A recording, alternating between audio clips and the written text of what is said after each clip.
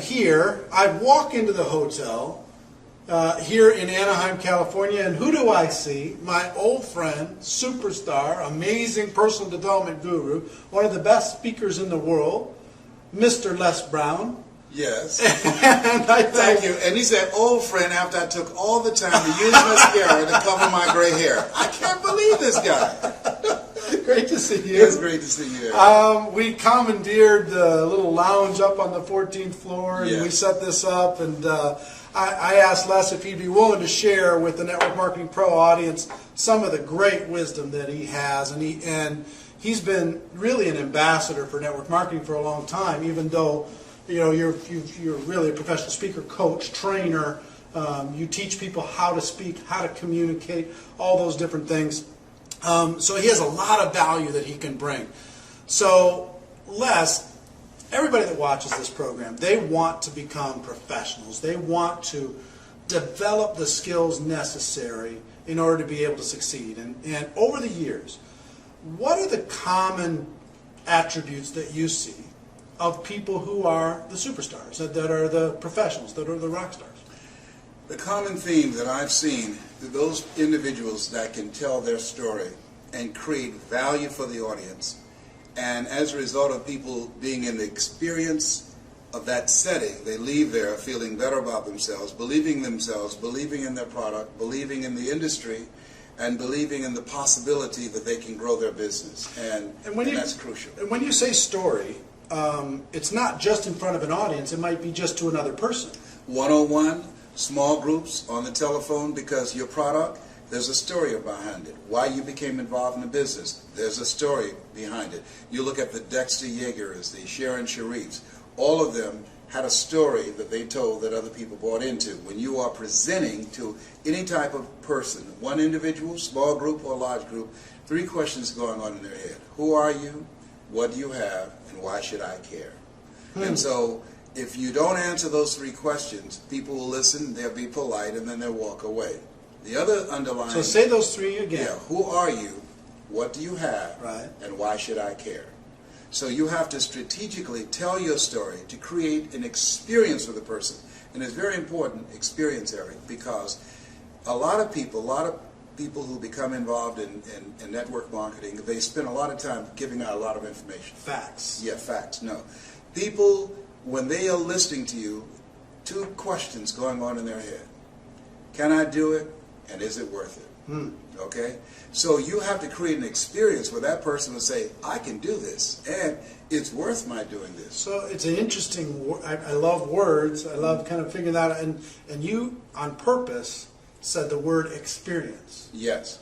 Why is it? Because I've never heard somebody say it that way. Because if information can change people, everybody will be skinny, rich, and happy. Okay? So it's not about the information. In order to you're talking to a person who's a 9-to-5 person, and you want them to transform their lives. You want them to go from 9 to 5 to working from 5 until they faint. Right. Okay? Right. Okay. So that's a whole different kind of person. They must be willing to die to who they are now to give birth to who they must become in order to be successful in this business. Wow. So you've got to create an experience for them where they feel motivated. There's no saying you can take a horse to the water, but you can't make him drink. However, if you strategically tell your story and create an experience for that person, you can create a thirst where they want to drink, where they want to be a part of this, where they share the vision, where they say, you know what, sign me up. I want to be a part of this. Because you're creating a community of achievers. And in order to create that community of achievers, to increase your recruitment and to be able to retain your people that you bring into the business so it's not a swinging door, you've got to be able to tell that story again and again and again. Each time it's got to be fresh. Each time when people leave your presence, they must leave there feeling better about themselves, but talking about you and the role that you're playing in their lives and how you're transforming them. So the story creates the experience? Yes, and how you strategically tell the story. Just keep in mind, the most powerful position in the world, presidency of the United States, boiled down to 2 stories. An honorable man, Vietnam veteran, 5-year prisoner of war, John McCain. The Southside community activist, raised in a single-family household, President Barack Obama. How they told their stories, the influence and the impact determined how much money came in, how many votes that were cast. So people, as an entrepreneur, We've got to be able to tell our story strategically, not just telling a story, because everybody's got a story. But you've got to tell that story in a way that people see themselves in the story. I'm known for you got to be hungry. Well, and let's talk about that. You know what I mean? Because I've known Les for a lot of years, and I've seen you speak, and we've been part of events together. And one of the stories that has been a centerpiece of your life is that you got to be hungry. And I do believe that network marketing professionals need to be hungry, and some of them don't have the hunger that they need to have. And through telling that story, and I've seen you tell that story numerous 100 times probably. Yes. And you know what? Every time it still gets me because you've been a professional at how you've done it. And I make the story the audience's story. When I tell the story about going back to the radio station. Well, let's just tell it. Do you mind? Well, yeah, I'm going to tell it and coach them on how to tell good, this story. Good. Yeah. Well, maybe if we tell the story and then we can come back and say, okay, because a lot of people out here are thinking, he's got a story. He's got a story. I don't know how to do it like that. I know. God, well, he has it. A lot of people are thinking, yes. Les has a story, but I don't have a story. My life is boring. My life is not interesting. My life is not special. It's not dramatic. Have you heard of Marianne Williamson? Yeah. What's her story? She doesn't have a story. Marianne Williamson wrote a book about a book. She wrote a book called Return to Love. Return to Love was about a book called A Course in Miracles. Okay? So you don't have to have a story. You can tell somebody else's story. For instance, I met a young man, and he decided to become involved in multi-level marketing. Ladies and gentlemen, I want you to think about your goals and think about your dreams. And let me share something with you. How many of you know there's no such thing as job security? Well, keep in mind, this young man became in multi-level marketing, and I asked him, what's your story? He said he went to apply for a job. They told him if he would double the production, he could become the top manager at this company and would have job security, and he would be able to get a bonus. Not only did he double the production, he quadrupled the production. Guess what they did? As a result of the explosion in the business that they were able to acquire, they had to move to another facility, and they fired him. They said because of the new facility, they had to pay more money for the lease on the facility, and they couldn't afford his services anymore. Now, here's what the truth is. They'd figured out how to do what he came in there and did.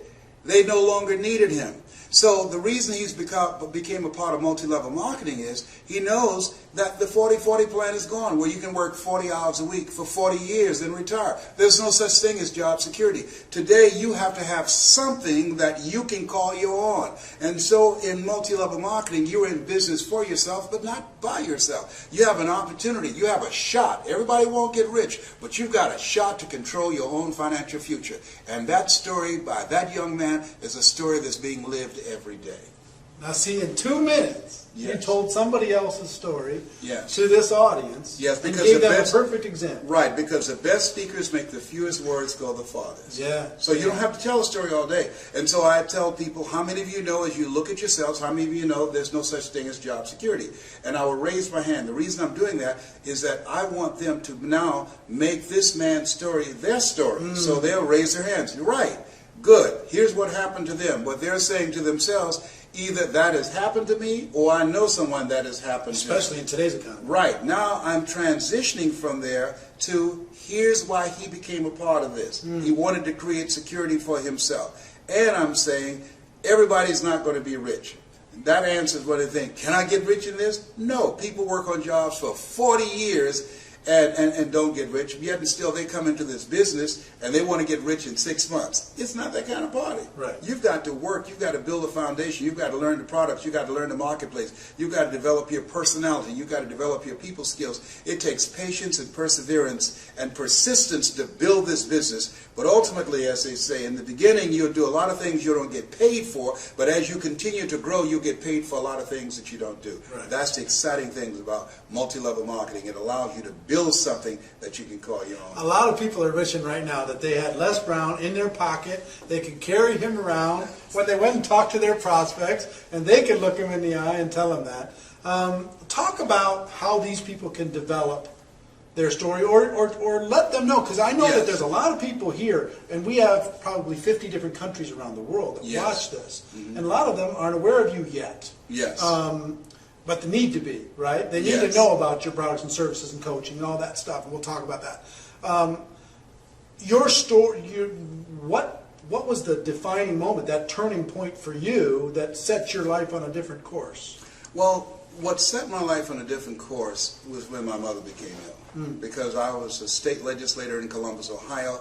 I'm adopted. I was born in a poor section of Miami, Florida called Liberty City, an abandoned building on a floor with a twin brother. I'm telling you my story. And when we were 6 weeks of age, we were adopted by Mrs. Mamie Brown. I feel like Abraham Lincoln, who said, "All that I am and all that I hope to be, I owe to my mother." My mother was a domestic worker on Miami Beach. She cooked for families. We ate the food left over from the families that she cooked for. We wore the hand-me-down clothes of the children that Mama kept. And so as a child and goal, a turning point in my life was seeing my mother work so hard. I said, Eric, when I become a man, I'm going to take care of my mother. I want to ask you, is there someone that you want to take care of? Is there someone that you'd like to do something special for? I want you to think about that person right now. Now, what I've done by doing that, I have segued from my story. I have now brought them into the story, and I asked them, is there someone you want to do something special for? They're saying yes. Now, that is called an imaginative leap. They leap from my story into their own story and say, yes, I know somebody. I like to do something for my coach or for my minister or for my mother or for my father or an aunt that raised me, okay? So now they're in the story. Now I will tell them how I went about doing that. So they have an interest. Who are you? What do you have? I have a story on how I bought my mother a home. And why should I care? The reason you should care is that I've been very successful at doing something that you can do too. And I'm going to show you how to do it. So now you create a committed listening in the telling of the story. Or I can say, recently I went to a seminar. A young lady by the name of Pauline Ahi. She came to the seminar. Pauline flew from Hawaii to Los Angeles. I was very inspired as I watched her. And the reason I was inspired, here we were in a room of entrepreneurs, and the person standing in front of the room, Dr. Julie Van Putten, as she was speaking and talking about discovering your power voice, ever so often Pauline would lean forward, and she'd pick up a pen with her mouth, and she would write with her mouth. Pauline came from Hawaii. Pauline has no arms. Pauline has no legs. She writes with her mouth. Here's a person who decided to become an entrepreneur, who decided to build a business in multi-level marketing. And with no arms and no legs, she's building an organization. And one of the things that really got me, when Dr. Julie Van Putten interviewed Pauline, she asked her, tell me one major obstacle you had in your life. Tell me something that you can think of. And Pauline looked, and she thought, and she said, I can't think of anything. And that grabbed me, because I could have given a whole lot of things, a list of obstacles. And that showed me that L.C. Robinson was right when he said things may happen around you and things may happen to you, but the only things that really count are the things that happen in you. Even though she was born with no arms and no legs, what has happened in her that she sees herself as an empowered person. She has not decided to become a part of a job, the journey of the broke. She decided to control her own destiny by being involved in multi-level marketing. And what I said as I looked at her, if Pauline can do it, I know I can do it. And I know you can do it. Okay. So there's a How many more you got? Keep going. Yeah. So those examples, I mean, Mike Jones out of Philadelphia. I met him. Mike was earning $500 a month on Social Security. He now earns over $35,000 a month, and he does a seminar called How to Earn Over $200,000 a Year with Your Eyes Closed. He's been blind since he was 10. Okay, so all of these examples of what we see, other people's lives, we can use that as a platform to so whether it's your story or somebody else's story. That's the example story that you're giving. Yes, and people say I don't have success yet. Yes. They're just getting started. I haven't had success. I've been involved for 6 months. I haven't had success. But I can tell this other story, and I can say that's why I'm doing this. Yeah. Dexter Yeager, who was a beer truck driver, and now 50% of Amway volume comes through his organization. Dexter was just an everyday guy who decided that he wanted to live a different life for himself and for his family. And so when we look at people who are the great performers in multi-level marketing, here's what I know that they have in common too. Not only are they great storytellers, but there was a deciding moment, and that moment when they said virtually, I've had it. I've had it. That's when people change. I used to live next door to a lady named Miss Lillian, and Mr. Marvin, every Friday night he would get drunk and beat her. And I saw her years later and said, how's Mr. Marvin doing? She said, I left him. I said, why? She said, I'd had it. I'd had it with Marvin beating on me. That's when people leave jobs and they say, well, where are you going? Away from here. I've had it. You know, I was working on a job where they paid me just enough to keep me from quitting it. I worked just hard enough to keep from getting fired. So finally, I said, you know what? I've had it. Going where I'm celebrated rather than tolerated. I've had it living and playing small. Yeah. And so those kinds of examples and that kind of passion.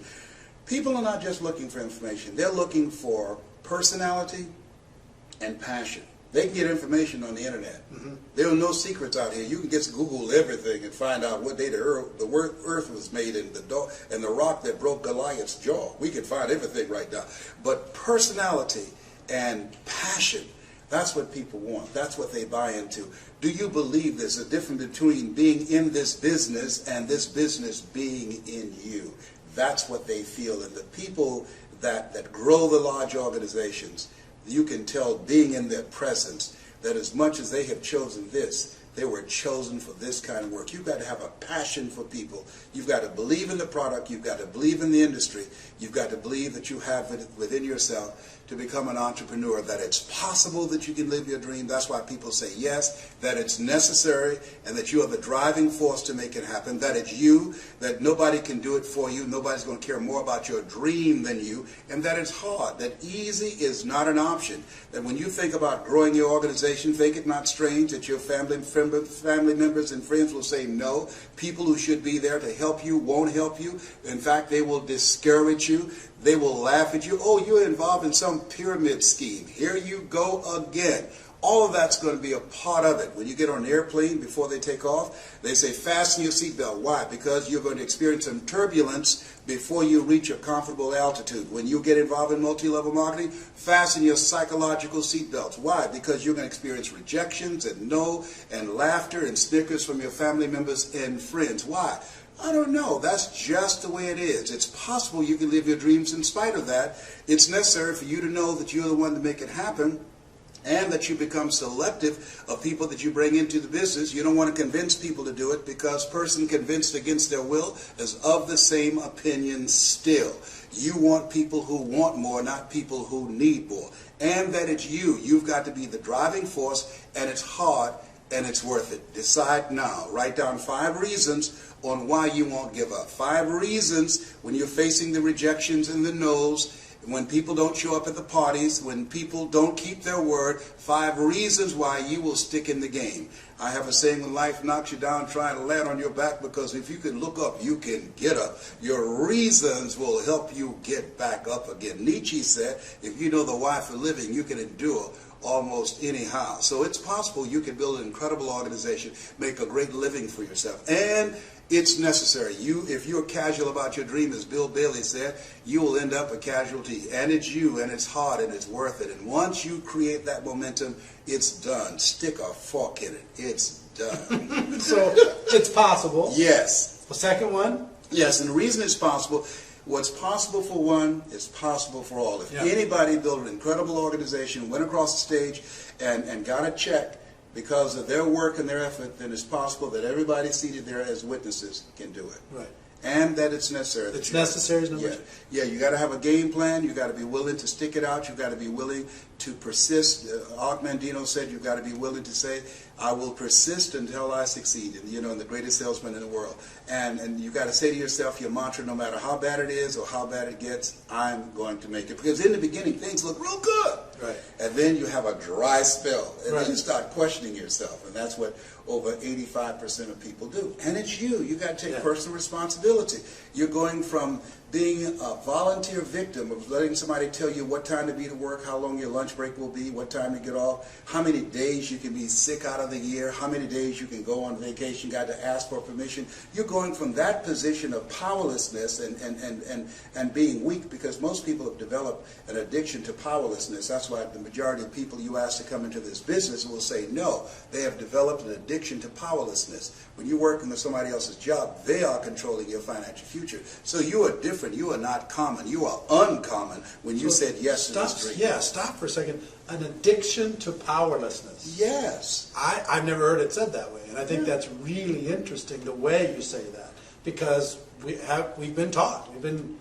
We've been groomed and taught to depend on a job, to look forward to a job. People looking for jobs in an economy where jobs are shrinking. We cannot produce enough jobs. The government cannot produce enough jobs to replace the jobs that are being eliminated through technology and cheap labor abroad. I can get a PhD in the Philippines for $500 a month. When I was a kid, I used to work in a bowling alley. They knocked the pins down, we jumped down, and we straightened the pins back up. Somebody invented a trade that put us out of business. I used to work on the elevator. What floor, please? And I would punch the elevator. No, they don't need that now. When I was in school, my girlfriend said, I want to be an operator. When you made a long distance call, you call an operator placed a call. Now you call direct. So technology is changing things, replacing whole industries. When the last time you went to the store and bought some envelopes and a stamp and some stationery and a pen to write a letter? We don't do that now. We text, we email. That's an industry that's eroding. I went to a school, Bill Gates School in Philadelphia. They don't have paper, all computer, a paperless school. That's different. When I was a kid, we carried books to school. So this is the era of the late Peter Drucker calls the era of the 3 C's: accelerated change, overwhelming complexity, and tremendous competition. What we have in multi-level marketing is cooperation and collaboration, people working together in a community of achievers to help everybody win. That's the exciting thing, that when I help you win, then I win also. So back to story. So do you think story helps people realize that they have an addiction to helplessness? And, absolutely. You have to build a bridge to get them away from that absolutely. posture? That's the purpose of the story, because what the story does is distract, dispute, and inspire. What you do, how people live their lives, is a result of the story they believe about themselves. If there are 500 people in an audience, there are 500 individual stories that's going on.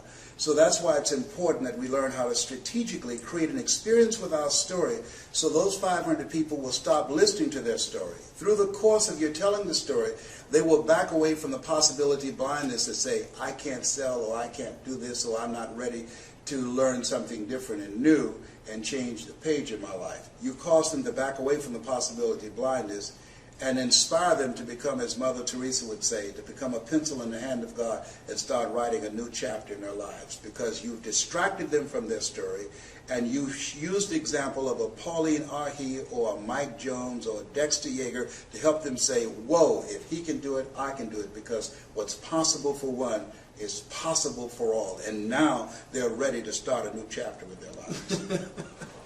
Can you tell I'm a fan? I mean, I could just sit here all day and we could just talk, because, I mean, the way you talk is so...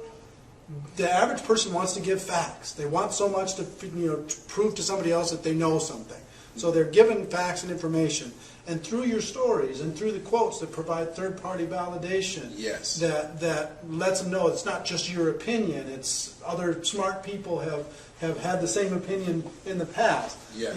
It's so masterfully done, and I hope you're getting a lot of tips here. And I hope as we're done with this interview, we're not done now, but when we're done with it, then you start to practice your story. That's and you start to tell your story to your dog and tell your story to your and kids. get some coaching, because you can't see the picture when you're in the frame. You have to, this Les Brown that you now see, I didn't know he existed. I used to be a different person, but a guy named Mike Williams, he interrupted the story in my head. He said, Les, you can do more than be a disc jockey. What do you mean? I'm LB, Triple P, Les Brown, your platter playing buffer. There were none before me, there will be none after me. Therefore, that makes me the one and only. Young and single, love to mingle, certified, bona fide, duly qualified to bring you satisfaction, a whole lot of action. I had to kill him all. Bam, bam, bam. He said, Les, you can do more than be the MC at the Bottoms Up Club and the Pink Pussycat and the Jamaica Club. You can talk to corporations and organizations. I said, what would I talk to them about? I don't have any college training. He said, Les, all of us are born the same way, dumb, naked, and speechless. You can learn. Okay, and so because of how he communicated with me, he created a thirst. One of the things I say to people, particularly when you come into this business, if someone has recruited you into this business, they saw something in you. And one of the things I strongly believe, and why Mike is still my mentor to this day, Mike Williams, and that is that sometimes you have to believe in somebody's belief in you until your belief kicks in. So whoever invited you into this business, they saw something in you. And if you don't see it, It doesn't matter that you don't see it, because eye has not seen, ear has not heard, nor has entered the heart of mankind what God has in store for you if you say yes to your dream and yes to the opportunity that the multi-level marketing industry can afford you. Can afford you. Yes. I love it. All right. I saw an interview with Will Smith a little while ago, and he said, greatness is simple. Here's what I believe, and I'm willing to die for it. Yes. When you talk about desire, you talk about hunger, you talk about determination. Are you willing to lose it all to gain it all? Just willing to just go out there and make it happen. I believe that since greatness is possible, then being excellent is not enough. Right. That anybody through observation and practice can perform at the level of excellence. But when you see a Larry Bird who formerly played for the Boston Celtics, you don't say, boy, when the Bird played, he was an excellent player. We're talking about greatness here. Right. You see a Wayne Gretzky. And I believe that when you're pursuing your greatness, you don't know what the limits are. So you act like you don't have any. That you become intelligently ignorant. According to the laws of aerodynamics, as we know, a bumblebee isn't supposed to fly because his body is too large to be held up by the little puny wings. But the bumblebee doesn't know it. And what you will find in multi-level marketing, that you'll see people take quantum leaps in terms of their influence and their income. Why? Because being in a community of achievers, you discover some powers and abilities you have that you don't even realize. That L.C. Robinson was right, that things may happen around you and things may happen to you, but the only things that happen that really count are the things that happen in you. And part of being around other achievement-driven people, they'll push you to levels that you could never go by yourself. And that's why it's so very important that we do something that Jim Rohn said, and that is look at your relationships. You're building an organization. You want to develop greatness. The only way you can develop your greatness is you've got to be in a relationship with people that will push you, that will stretch you, that hold you to a higher standard, that will hold you accountable. And you have to look at your relationship, and Jim said, ask the question, what is this relationship doing to me? Right. Am I growing mentally and emotionally and spiritually? Is it challenging me? Am I honoring my word as myself? Is this making me begin to look at myself and reflect on myself and raise the bar on myself? Einstein said the thinking that has brought me this far has created some problems this thinking can't solve. And part of developing your greatness is being around people who, as you run, you can run faster with 100 who want to go than with one around your neck. That they will challenge you to step it up to another level. Right. Well, as we're running out of time, but we could talk all day, Yes. and we could tell some stories, and we could Yes. do some stuff, but that'll be for another time. But first of all, I'm going to put a link so people can find a way to contact you, find out about your products, your services, your coaching Yes. that you do on how to tell stories. So everybody, I encourage you to connect, and this will be seen by over 100,000 people all over the world. People are really hungry. Right? Part of what I'm going to do right now, I'm going to train 1,000 voices of hope. We've produced a generation of problem staters. I wanted to produce 1,000 voices of hope. How people live their lives, as I said, is a result of the story they believe about themselves. Whatever you focus on the longest becomes the strongest. And I think that politicians and many of our leaders have become so cynical and divisive in their languaging style, and only pointing out what's wrong as opposed to looking at what's right about ourselves, about our communities, our country, and our youth, and begin to focus on the positive things and the possibilities and how we can transform the future and talk about solutions, because if you're not a part of the solution, you're part of the problem. And so with these 1,000 voices of hope, my goal is to reduce the recidivism rate in our prisons, to reduce the dropout rate. I work with young people, teaching them, number one, how to develop their minds, two, how to become effective communicators. You know, my son, John Leslie, my daughter, owner, they're motivational speakers. Three, how to dress like a prospect rather than a suspect. And four, the success strategies for making the global economy, which is multi-level marketing. And so I believe with these 1,000 voices of hope, as I teach them to become world-class communicators, they'll be able to change the planet and how people see themselves. Well, please check that out. And I hope that the 1,000, most of them come from the Network Marketing Pro community. A lot of people, we talk about there's three things that you need to succeed in network marketing. You have to have a burning desire, you have to be willing to work, and you have to be coachable. Yes. We talked about this in previous shows, and a lot of people were coming to, I just don't know how to find my burning desire. I don't know how to figure out, I can't light the fire. Help me light the fire. What would you say to that? You have to experiment until you do. I mean, some people know early on. When I think about, you look at some of the people that we recognize for their greatness today, when you look at a Michael Jordan, who realized early on that basketball was his passion. A Liberace, when he was alive, he loved to play the piano, and he was very flashy, a flamboyant kind of guy. That you have to experiment with life. Life is about experimenting. The two most important moments in our lives is the day that we're born and the day that we realize why we were born. Yeah. That we were chosen for something. And so you have to experiment until you find it. And I will tell you, a lot of people get the misinterpretation that network marketing has to be their passion. Network marketing can be their passion, it's my passion, but for most people it's a tool to be able to buy the house for your mom. It's the tool to be able to contribute to the world. Or to me, network marketing is a vehicle that allows you to develop the total you. There's no other, you cannot, when you're working on a job and you go in knowing what it is you have to do, knowing that if you are breaking your back and breaking a sweat working every day and the person next to you dragging their feet, you're still getting the same pay.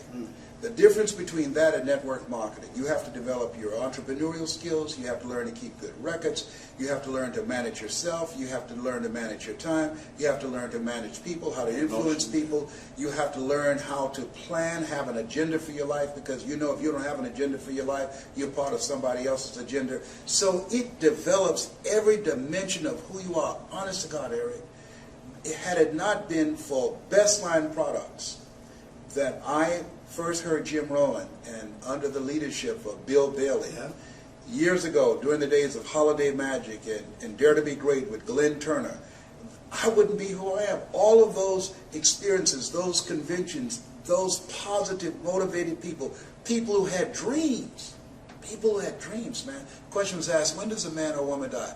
And I said, they die when their dreams die. When you don't have anything to look forward to. Kenny Rogers said, having someone to love, something to do, and something to look forward to will give you a long, fulfilling life. And so it helps you to develop every dimension of yourself. And that, to me, is the passion.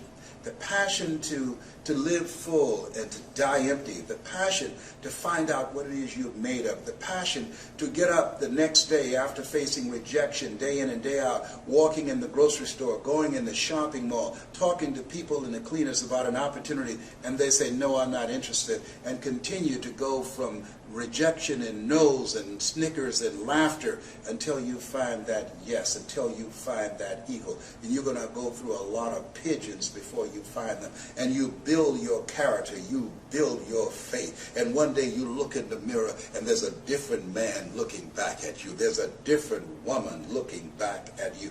There's a saying that I refuse to be a common man. It's my right to be uncommon if I can. I seek opportunity, not security. I do not wish to be a kept citizen, humbled and dull by having the state look after me. I want to take the calculated risk, to dream and to build, to fail and to succeed. I refuse to live from hand to mouth. I prefer the challenges of life to the guaranteed existence, the thrill of fulfillment to the still calm of utopia. I will never cower before any master nor bend to any threat. It's my heritage to stand erect, proud and unafraid, to face the world boldly and say, this I have done. That's what it means to be a multi-level marketer, an uncommon desire to control your destiny. I'm getting fired up. I'm getting excited. My medication ran off.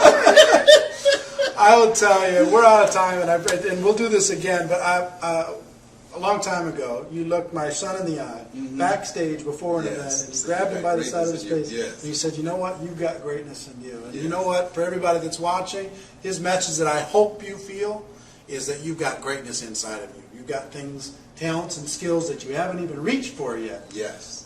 You've got abilities and stories that are going to be amazing. And can change the world. Yeah.